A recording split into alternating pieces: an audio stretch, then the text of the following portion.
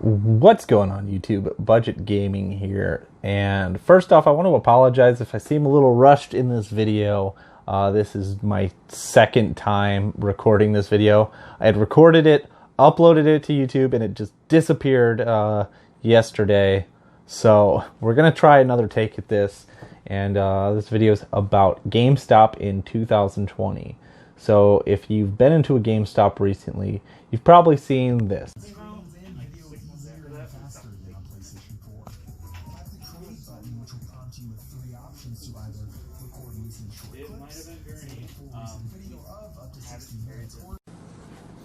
So yeah, that is basically just a bunch of empty games. Well, all the games on the shelves in GameStop are always empty, but that's just a bunch of titles that corporate has picked to display at every location, at least in the United States. I don't know outside the United States.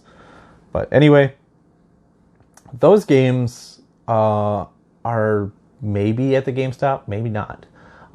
So you don't really get to see what they have at the GameStop for inventory-wise. Now, different GameStops have tried to come up with a solution. I've been to a few where they've printed out now lists of the pre-owned games because they don't have any pre-owned games for current gen and last gen consoles on the shelves anymore. So they still will have PS3 and Xbox 360, Wii U, stuff like that. Stuff that they're just really trying to push out that they don't really have a place for.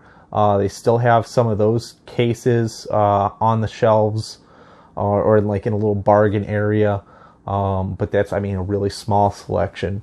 The PS4, Xbox One, and Switch stuff, that's, I mean, completely removed from the shelves in favor of these, popular titles for those consoles. And yeah, they don't show you what they have anymore. If you do want, you can either ask them to print out a list, or they might already have the list printed. But basically, it really discourages browsing. So they want, I guess the idea is, hey, we're going to lock in sales no matter what. So, they were thinking, at least this is what I think. They're thinking, okay, customers come in, they look around, they don't see the game, they leave. And that's a missed sale. That's a missed opportunity. So they wanted to, try to lock people in. So they display, the popular games. So customer comes in, they grab the empty case for the popular game. It's got a sticker, new, pre-owned price. They go over there. The employee asks, "Hey, do you want this new or pre-owned?" And then if they don't have it, then they say, "Hey, we can ship it over to you." The problem with that, again, is sometimes these games, like a game that I actually just now ordered, not from GameStop, but I had just come across this game. It's called Nurse Love Obsession. It's very, very hard to find a Switch title right now. And it's just like one of those very obscure games. And I love obscure games. I love collecting games that no one's heard of. Of course I love the heavy hitters like the Call of Duties, stuff like that. The typical gamer games. But I love those niche games that no one has ever heard of, or not a lot of people know about. So anyway, that game I took over to the counter. I was like, "Hey, can I get this?" They didn't have a copy. Their website didn't have a copy. Not a store within 15 miles had a copy. I don't think a store in 100 miles had a copy. So they just were like, "Yeah, we can't sell any that. We don't have any of those copies available." So I was thinking, why is this on the shelf? It's because it's a corporate policy, and whenever you think the negative stuff about GameStop, it's usually corporate policies. Whenever they're really pushy about, hey, trade in your phone, they're doing that because that's corporate. Whenever they're, hey, do you want this warranty on this game, this game protection plan for a game that you're probably going to play for 5 or 10 hours and then, never play again. Yeah, that's corporate policy. Like, and every time I go in there and they're like, oh yeah, let's add a protection plan. I'm like, no.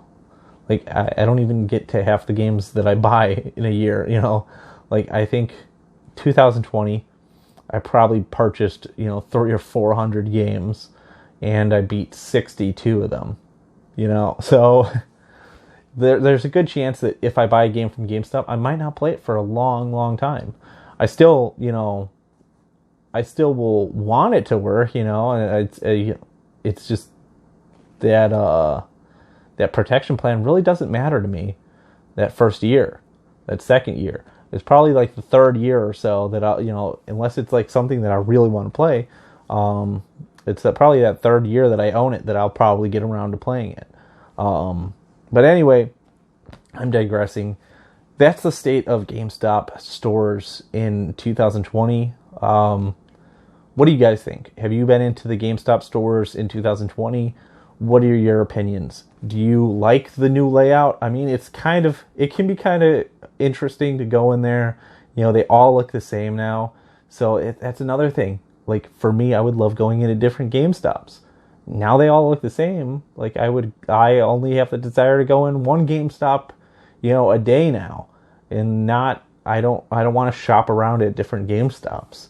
So, I don't know. Let me know what you guys think. You might like that, if you're very, detail oriented and you like everything looking the same, that might be a positive. But yeah, if you're more like me and you like, going in and trying to find unique things, probably not going to like it. Let me know. All right, guys, take care. And as always, keep on gaming. Bye-bye.